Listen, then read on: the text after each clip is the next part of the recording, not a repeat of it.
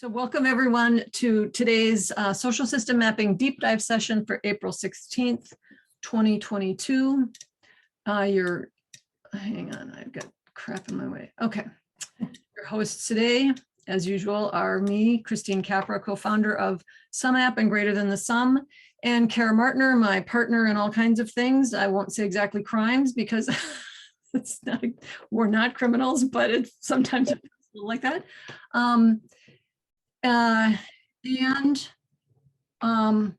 So that's us, and there'll be your usual hosts. For those of you who are new to this, I'll just give you a little background on what this is so you can decide if this is what you're interested in today or not. And so for starters, this is a vision about a possibility. We gather around the topic of social system mapping, and we have a sense and a belief that social system mapping can help transformation and intentional change networks and communities become self-organizing faster and more wisely and more strategically. So at the highest level, this is about leaning into that vision and working to make it a reality. It's also an opportunity to learn about this kind of mapping, as well as to get familiar with and literate in the body of theory that supports our belief in the potential of this mapping, as well as informs our mapping practice and is an essential ingredient in our map reading process. So it's also an opportunity to contribute your own experience and expertise to this emerging mapping practice, because it's not just about theory, it's also about lived experience and insight into the dynamics of people working together. And finally, it's a community of practice and field building with an intent for all of us to become carriers of a culture of generative transformation. So, oh, there we go. Go to the next slide. So we have, to those ends that I just talked about, we have essentially three, excuse me, all my windows overlapping wrongly. We essentially have 3 sessions a month. The first one is the first Monday of the month. We look at social system mapping in relation to generally human systems dynamics, models, and methods, and try to see how the overlap of those two can inform each other and amplify each other. So that's our sense-making session, where we dig into what do we do with a map once we have one. The second Monday of the month is a very introductory session and a sort of getting to know what other mappers are working on, where someone shares a map that they've made and then answers questions about their, what they've learned doing it or why they did it, just and helps us all, especially people who are not familiar with social system mapping, get a look at a map. The May 9th, Katie Mammon will share the social gastronomy map. So for those of you who haven't seen that yet, that'll be a good one. And then the third Monday is a deep dive conversation, which is where we sort of dig a little deeper into some aspect of the practice of developing maps, understanding maps, introducing maps, etc.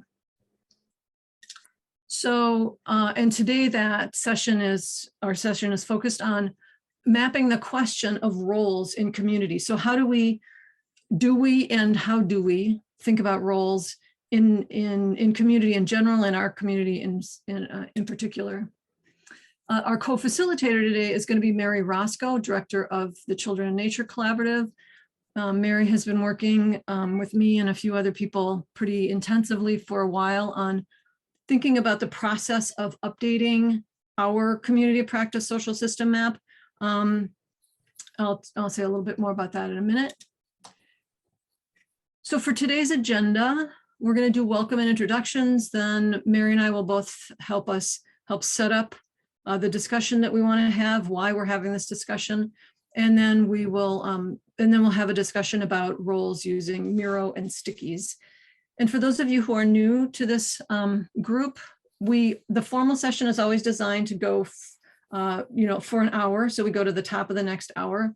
But we always stick around for an extra half an hour, just for people who have more questions or just to connect some more, whatever feels like. If you need more and have the time, stick around and we'll do our best to provide whatever it is you're looking for in that half hour. So just when we get to the end, we have a goodbye ritual and then just stay on and we'll still be here. So that's our agenda for today. And I was going to do chat intros, but decided to actually change that. So I'm going to stop sharing. And let's see. We're going to do speed networking. Thanks to Jim, who's always telling me to use more liberating structures and more engagement. So what we're going to do is we're going to do 3 rounds of speed networking. For those who aren't familiar with this, we're going to put you into pairs. I will ask you, will each have 1 minute. So each pair will be together for 2 minutes total. So please keep an eye, especially the first person, keep an eye on the time and stop at the top of the minute and let the next person have their full minute. And know that you'll get a warning at the 1 minute mark, and then you will be abruptly pulled back to the main room at the end of 2 minutes exactly. And so just know this is speed networking. This is not going to satisfy your deep need to know each other more, but it'll give you something to start with and hopefully get some interaction and energy going. We're going to do it 3 times. There was something else I was going to say. So we will. Oh, the question. So here's what you're going to do. In 1 minute is you're going to say your name, gender, if you want to, gender identity, if you want to, location, a network or networks that you're supporting or part of or interested in developing. And then the question for today, those are all our standard questions. And the question for today is just what brings you here today.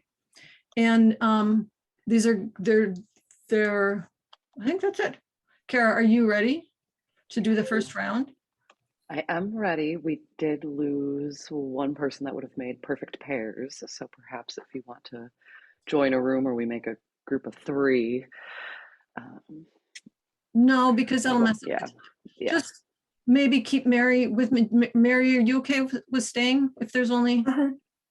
That's 1 second to no. flop. Who are you putting in? I was going to put Mary in, but I can take Mary out. Put me in one too. I can't put you in because you are also a co-host, so you'll have to join yourself. Okay, no, I'm going to make you total host. And okay. Give me 1 second. So are we all in a room then? Everybody. Well, give me just one moment here. We will have to do a little juggling in between. So, and let Kara focus in between. Okay, so now we're all set, back to go, perfect pairs. Okay. And then we've got all their timing set to go and we are ready. Okay, everybody get it? Happy speed networking. Okay, great, thanks. Okay. So hopefully everybody at least had a couple good meetings. And I'm gonna go ahead and talk about what we're doing and why. So, and then Mary's going to talk about the specific question. But so we all know that maps are powerful. That's kind of why we're interested in them. And some of the reasons maps are powerful is because a map is essentially, to use some big words, an ontological assertion. In other words, it's staking a representational claim to and authority over some level of reality. So every map privileges some things and excludes many things. And this privileging and exclusion shapes our perception and controls narratives. And that power to control the narrative, it has, is a big piece of the attraction of maps, the power of maps, and has historically generally been used to extract, exploit, dominate, and destroy. And so one of the challenges that we run into when we do mapping is we say we are trying to do mapping to support transformational change, et cetera. And in fact, we're making a map, which is going to inherently create, privilege some things, exclude other things. And for a lot of people who really understand, have historical reasons to, or, any kind of reasons to understand how that usually works out and what that is usually used for, are going to naturally be suspicious and resist being mapped. So what do we do about that? If we really want to do what, to me, the purpose of social system mapping is to support a transition from systems of dominance to systems of connection. How can we use a map in that way when it's almost like, well, those are the master's tools, that map, and how do we make this generative? And so a big piece of how we make it generative is from the very beginning to be as inclusive as possible.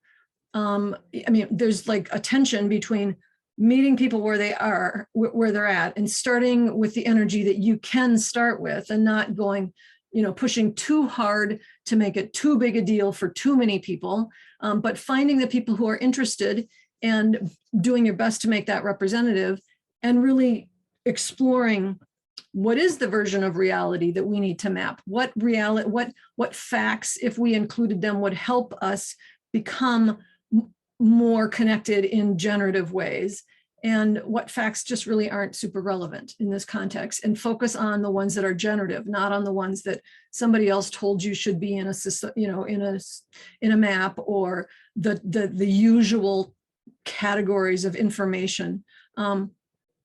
But to explore how does every category of information either enhance or hinder the overall goal of the map.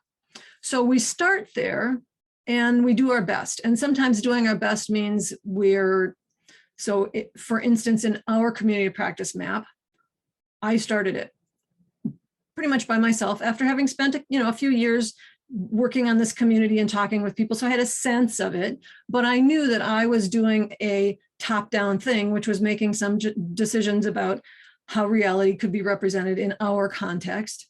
And my intention was to do that and then figure out how to take advantage of the iterative capacity that we built into social system mapping. So we knew when we started that you're not going to know all the right questions when you get started with a map, that as you work with a map and as you sense make with a map, you're going to start to have more insight into what's important, what's not important, what language should we change, what dimensions do we need to add.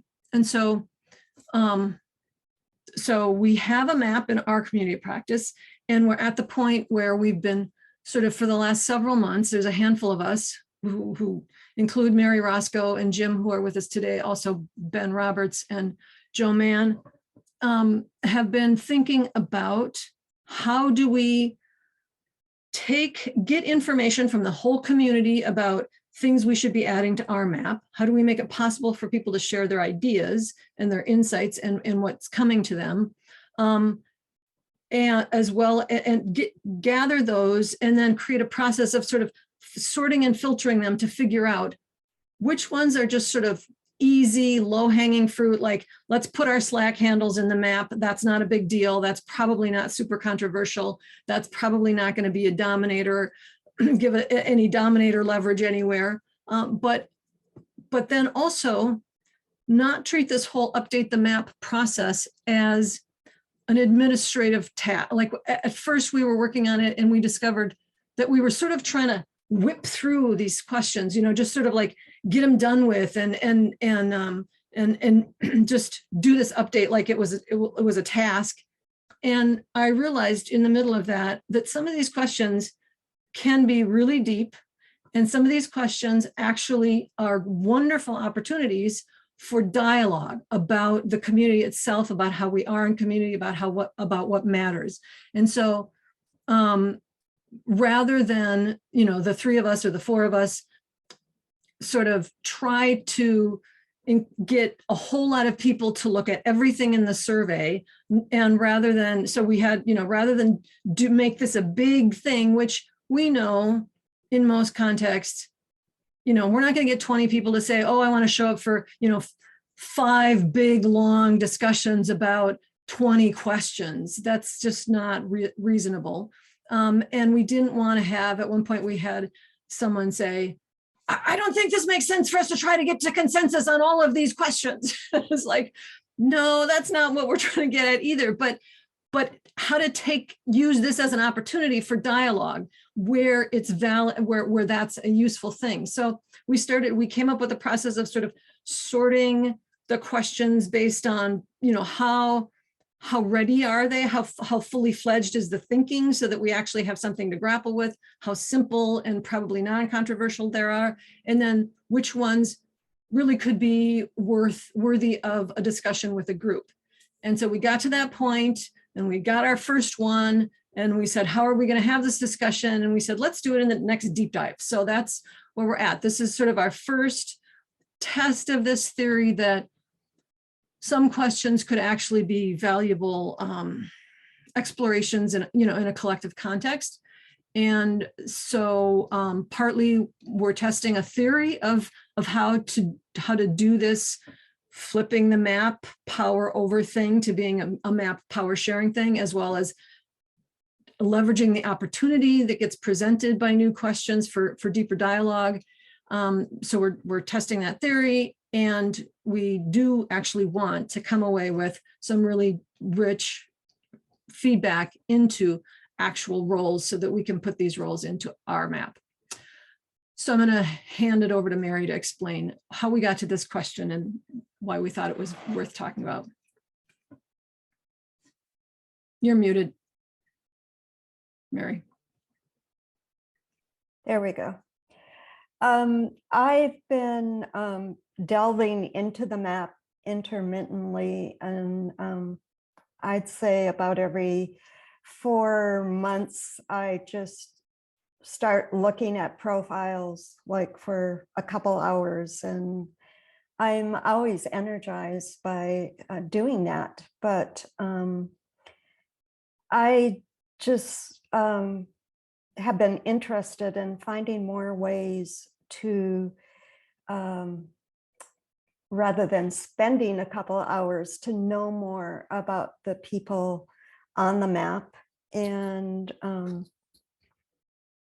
also, as part of this mapping team, we are talking about appreciative inquiry and the fact that our questions create the world we want to live in. So that in terms of adding more questions to the map, that brings a whole lot more to the picture.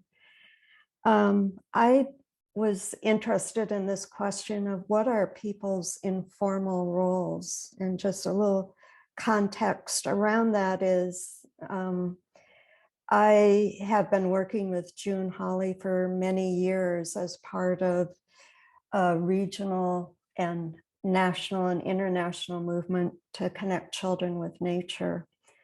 And the important thing that she brought several years ago was the difference between organizational leadership and network leadership, and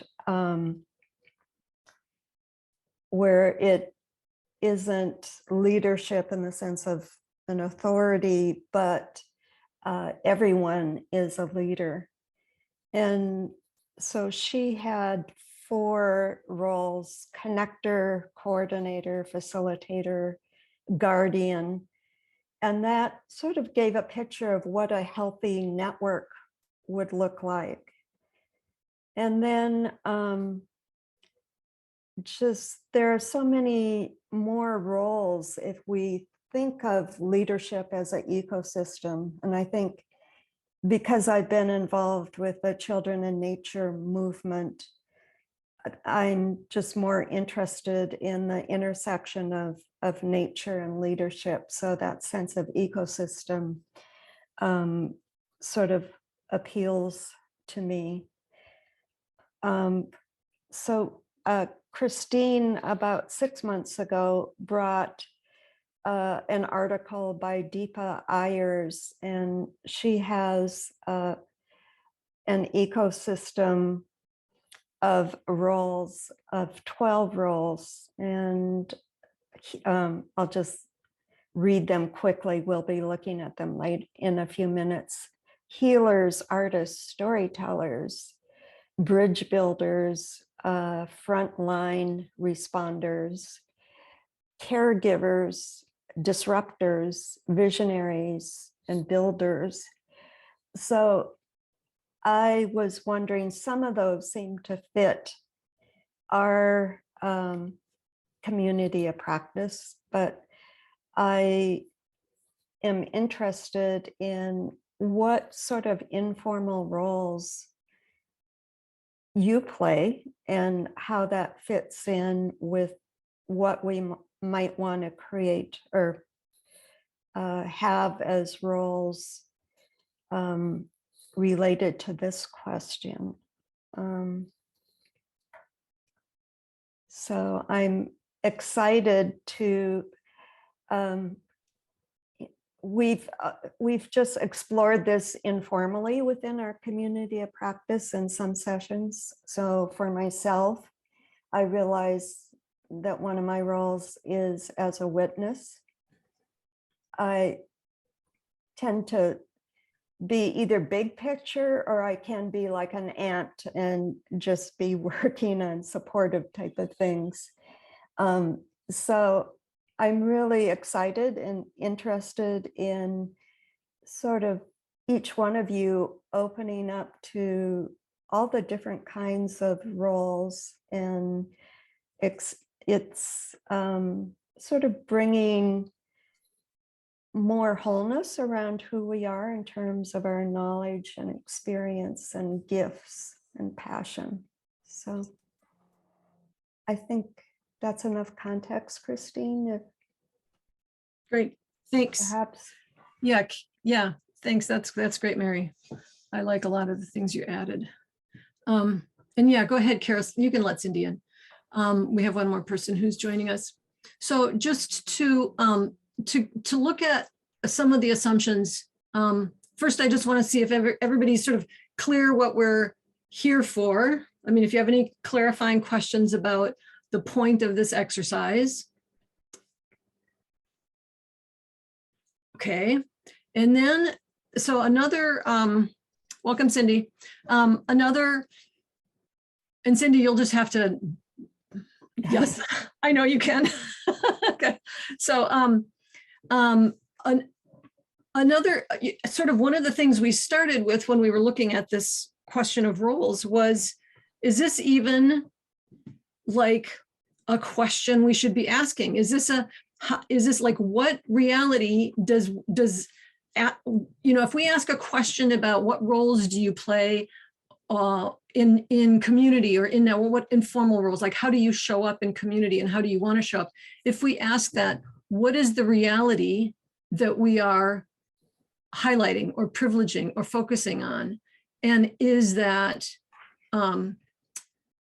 is that an appropriate reality for us to focus on? So that's the first question. And I just wanted for us to spend a couple minutes we'll just open that up before we dig into more specifics about roles. Is this even the right question for us to be asking? So just want to see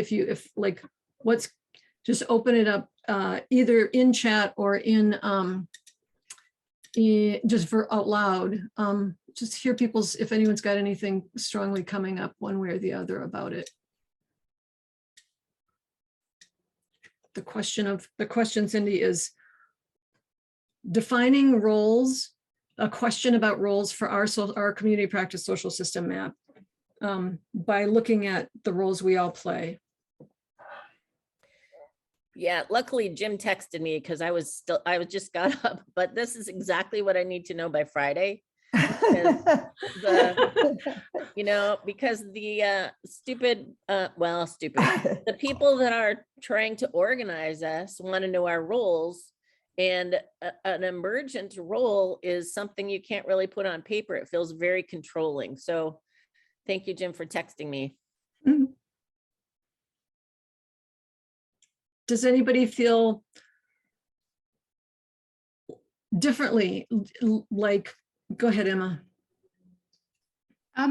I just think it's such a fascinating question and something I'm going to be exploring over the next few months, actually. So I know I'm in the right place, but I think it's really interesting. Some of those words that were shared, I wonder if we would have been exploring these a decade ago, 20 years ago. And it feels really, really important that actually these are explored and brought into the light, I think. Because I think sometimes it feels a bit awkward going down this route, but some of them, and labeling, but some of them feel quite feminine roles. And I think we're trying to look at redefining, you know, what that kind of might look like. And it doesn't mean that just women would be doing them, but I think it's really important to explore them because leadership, I think specifically, gets so dominated by the kind of egotistical leadership styles. And actually what this work can do is start really unveiling a different, you know, strain of leadership and different types and how that actually shows up for a lot of people. Thanks for that. Yeah, I'm gonna just one before I'm gonna take one more, but Kara, can you put in the chat the links right now to the Miro board? So if you want to start getting yourself familiar with that, or if I just want to open that up so everybody can get in there. And does anyone have another of you that sort of contradicts either Emma or Cindy or triangulates what they're saying? Mr. Best? Yeah, I was just thinking of the example in Surge showing up for racial justice. A bunch of people pulled together by the intention of the community to work in anti-racist culture change, right? Or anti-racist action. But it's like, what do I do? Where? And so I often think of these network rules that Mary talked about as like this overarching, okay, I'm at a meta level thinking about how to connect people within the network, this, that, and the other. But there's all these other roles that Mary was talking about, leadership from the bottom, where we can take on various kinds of roles. And the people that come to Surge, for example, are hungry. Just give me something to plug into. And it could be a lot of different roles that have, you know, that move the whole thing forward. So I think there's a lot of possibility in thinking about roles in very different ways. Cool, thanks. So we're gonna, in this context, go ahead and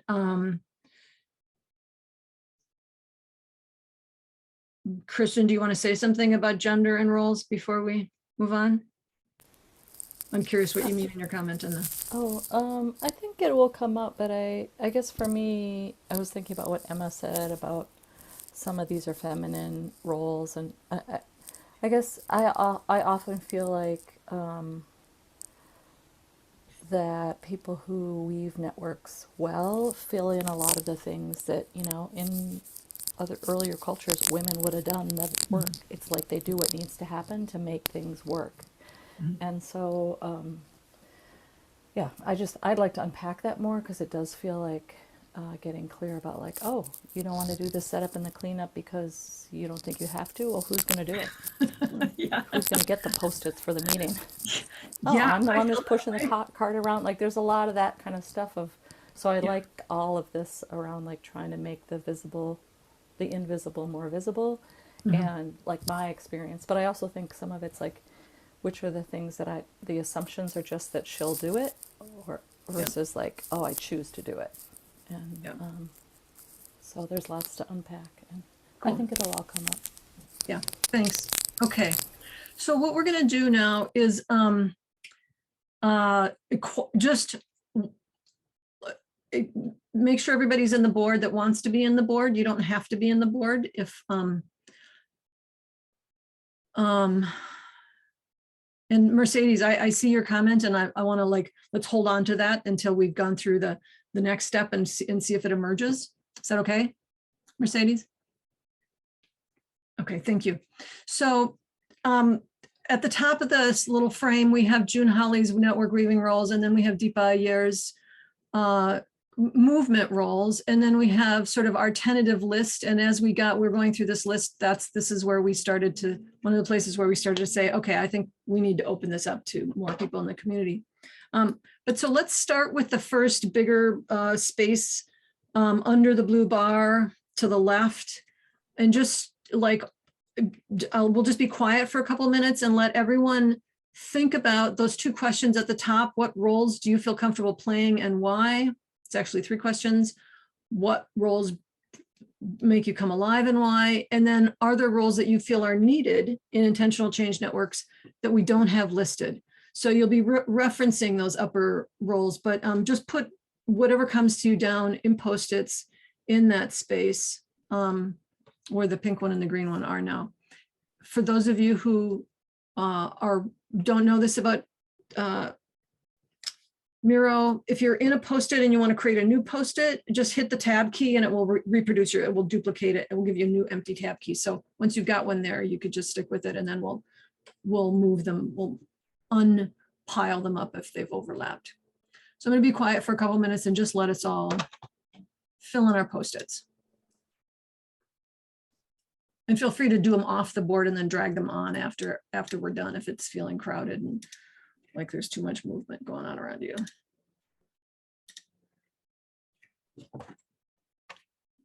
So feel free to, if you're, I see some people's faces still look very thoughtful. So, but if you feel complete on this phase, feel free to move into the next questions.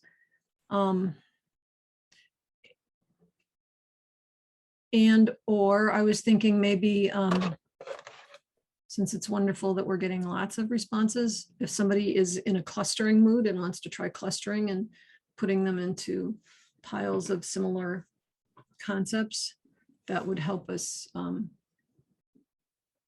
compare the clusters then to what we have. And maybe the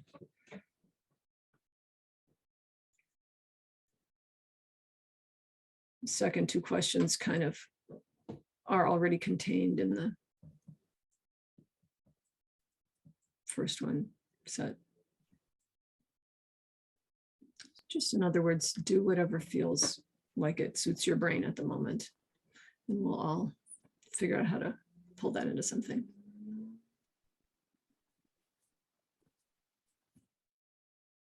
Mary and Jim, since you're part of this experiment of envisioning this experiment, what I'm thinking is just letting this continue and then just opening it up to more discussion. But I want to hear if either of you have any feeling that there's something that should be happening that I haven't just proposed yet that will help. Am I on mute? No. No. Hear you. Okay. Okay, good. I just encourage people to, you don't have to necessarily pick out one of the roles that of Deepa's or what we've talked about, to think about what it is you bring, and make sure that, and sometimes it may be uncovering. I know I was going to comment earlier in our discussion that sometimes what we bring isn't valued in terms of, it tends to be invisible. So this is your opportunity to sort of uncover what may not have always been valued or seen. I have to just plug in my computer here before the battery goes here.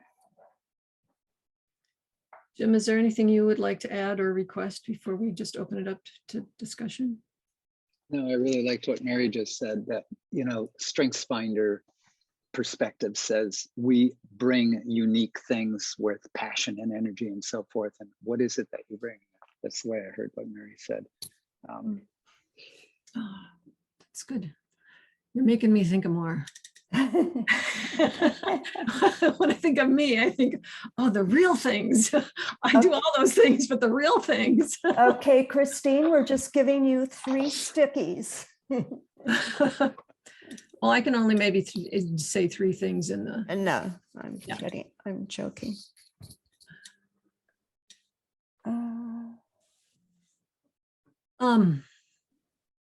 So I'm interested in hearing, Mercedes, if what you were thinking about intersectionality has surfaced, or if you want to say more about that.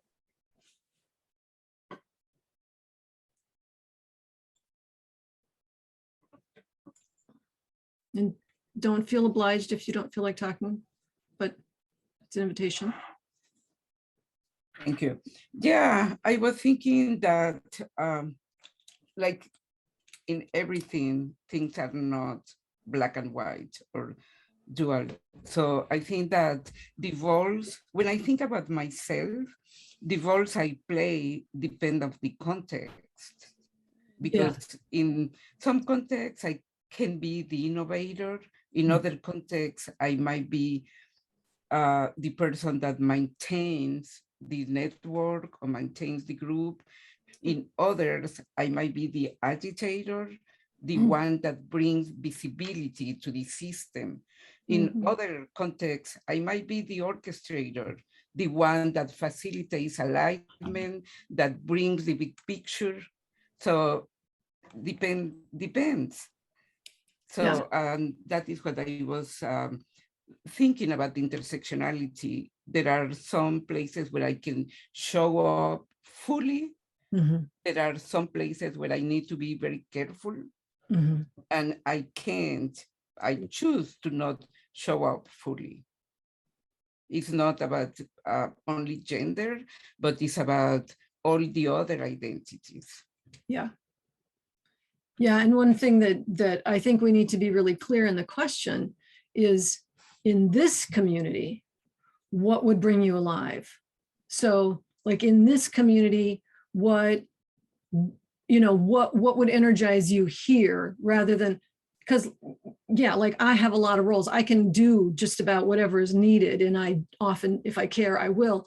But if I want to, like for me to keep being energized and passionate, I have to be, we have to be using the piece of me that I most want to give in this context. So I think whenever we're talking about roles, the more we can make it clear we're talking about in this community, what role do you want to play? What role would energize you? That's really valuable, Mercedes. May I add something?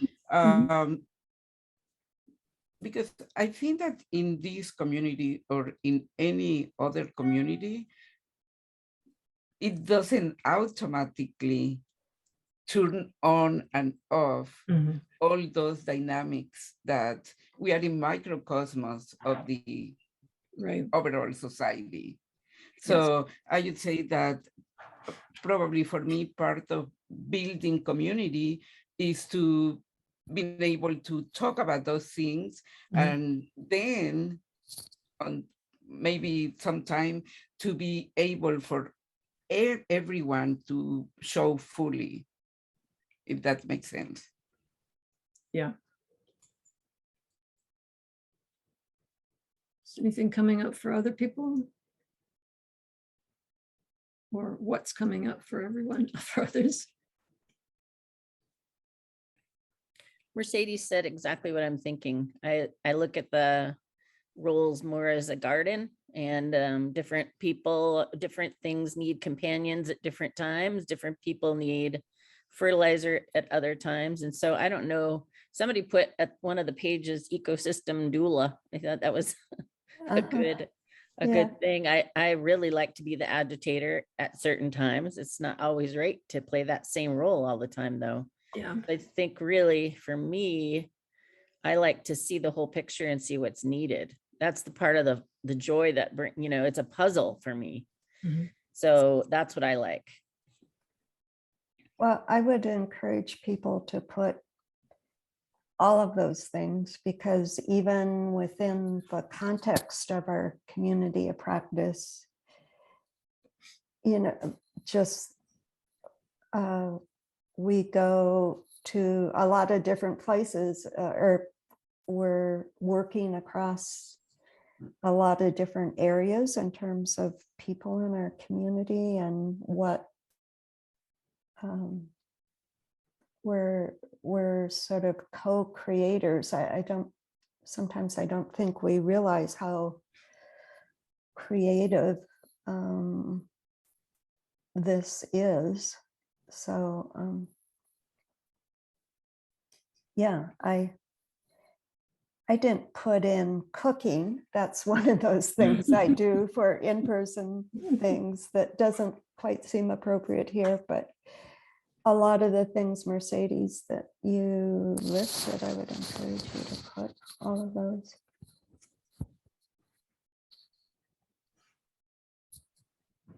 I have a question that's coming up for me that comes up in my client work all the time, which is, should we distill this down into like a manageable size list, like 10 or a dozen?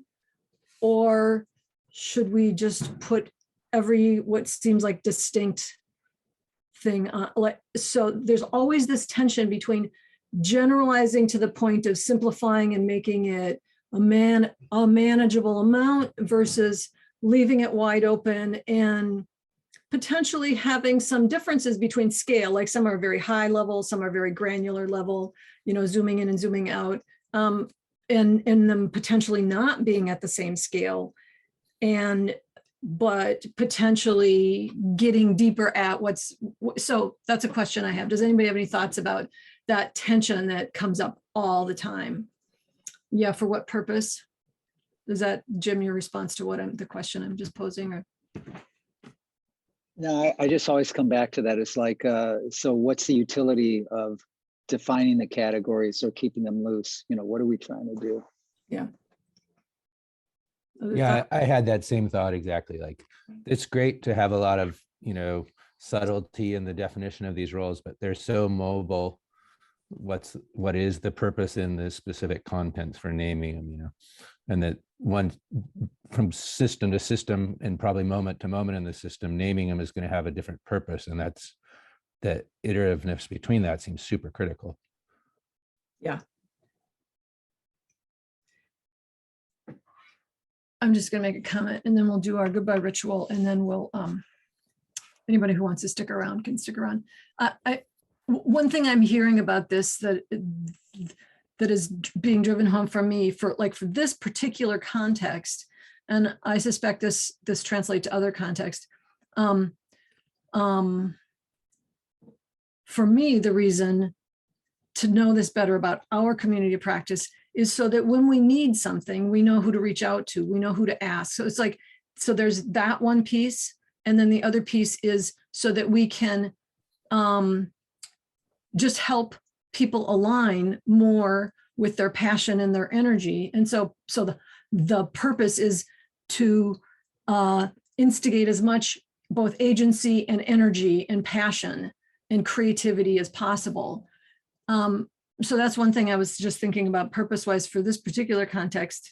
That would be my stand. I'm sure other people have other thoughts about that as well. But the other thing was this particular piece of the question feels like very much it should be framed as, in this context and at this moment, and it should be something that we're inviting people to change regularly. Maybe we make a ritual of, let's review our roles. Let's think about, have we gotten what we need, have we felt used the way we want to be used in this context or not, and sort of have an iterativeness around that and a repeat of the conversation. That's so. One last comment, and then we'll do if anyone has anything coming up.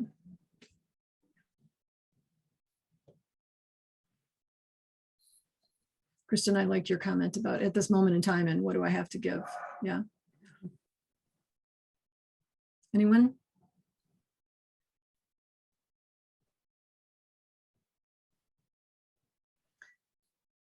Okay, well, then we'll let ourselves have an extra minute, which isn't much.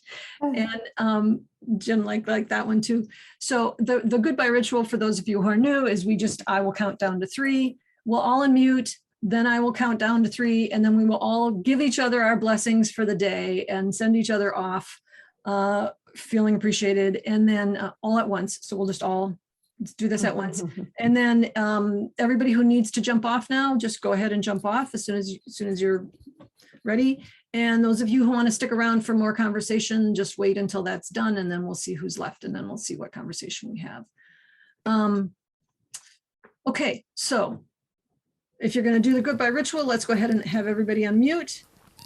Don't have to, obviously, but you're invited to. And then we'll 3, 2, 1. This was wonderful. everybody. Thank you. Present. You all. Bye-bye. Love to everyone. Bye. Wonderful day. Bye.